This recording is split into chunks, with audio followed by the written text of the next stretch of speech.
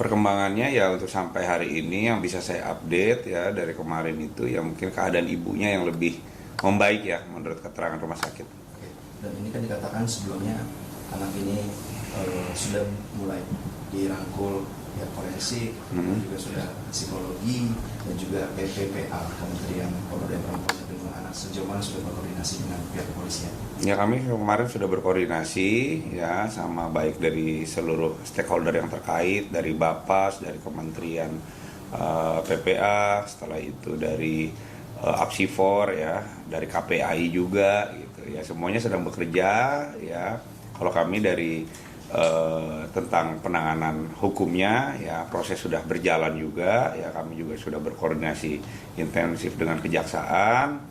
Tapi kalau dari forensik masih mendalami ya, karena kan mereka butuh tahapan-tahapan ya, yang metode-metode yang memang mereka harus lakukan. Ya, kemarin ini kan ibunya kan sebenarnya kritis tapi masih ada begitu. Iya. Apakah ibunya ini juga sebenarnya dipertimbangkan begitu untuk menjadi profil saksi selanjutnya untuk diminta keterangan? Ya, kalau untuk ibunya nanti kita ambil keterangan, cuman kan tidak mungkin gitu loh dengan kondisi yang sekarang. Tapi tanpa keterangan ibunya pun ya kita sudah bisa sampai detik ini menentukan posisi anak ini sebagai apa.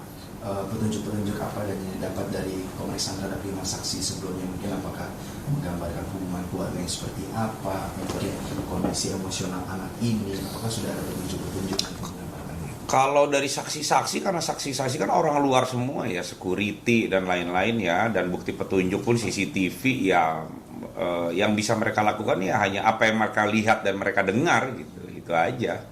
Tapi nggak bisa memberikan hubungan keluarga. Kalau hubungan keluarga tidak bisa ya, karena kan sampai detik ini keluarga pun dari keluarga langsung dari ayah neneknya juga sudah tidak ada, ibunya pun sedang sakit gitu, dan keterangan dari anak pun masih masih dalam kondisi trauma ya dia ya gitu. Yang hanya bisa menggali keterangan anak ini ya dibantu oleh psikologi forensik seperti itu.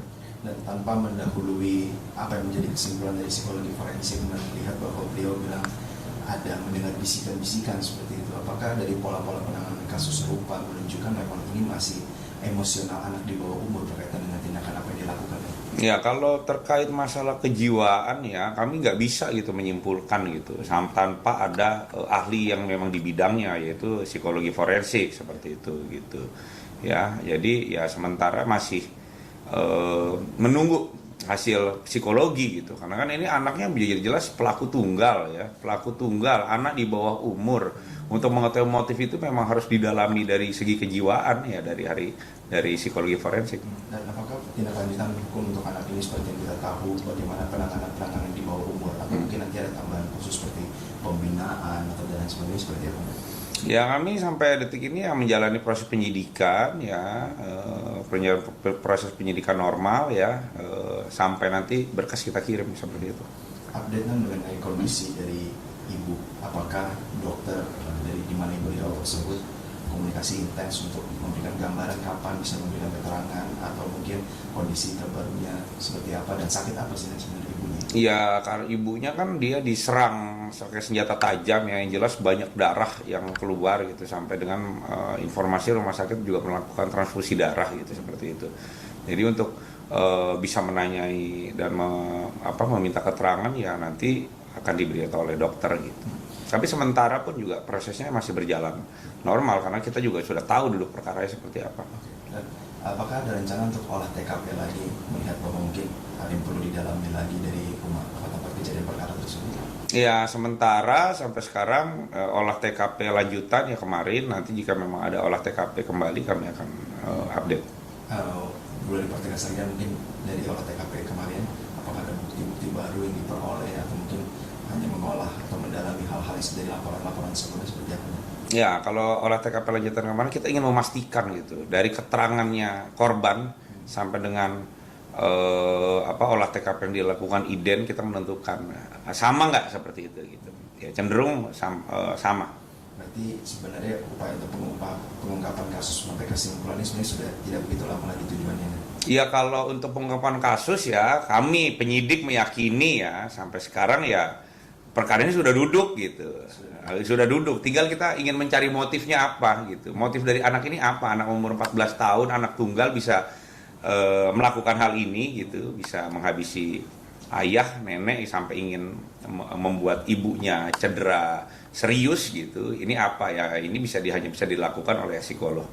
Dan untuk penanganan daripada anak korban ini, apakah sudah didampingi oleh psikolog forensik ataupun mungkin boleh keluarga-keluarga yang baik itu sepupu, mungkin bibi, paman dan lain sebagainya boleh mendampingi atau masih seperti apa? Yang mendampingi adalah psikolog, ya psikologi forensik ya, apsifor. Kalau kami didampingi apsifor. Ya, tapi kalau keluarga ya mendampingi. Kemarin ada dari keluarga dari ayahnya mendampingi juga datang gitu. Ya. Tapi yang sesuai dengan mekanismenya adalah apsifor.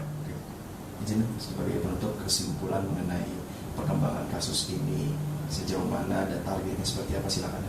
Sama tambahan saksi mungkin apakah nantinya akan ada? Ya kalau dari kami perkara ini pastinya karena ini memang statusnya anak ya tersangka, kami harus secepat mungkin ya mengirimkan berkas ini dan berkoordinasi dengan JPU ya agar berkas bisa segera kita kirim ya dan mengejar kepastian hukumnya. Itu aja. Penambahan saksi masih bersifat dinamis dan disesuaikan kasus. Ya kalau untuk saksi ya kita masih dinamis ya. Download Tribun X sekarang, menghadirkan lokal menjadi Indonesia.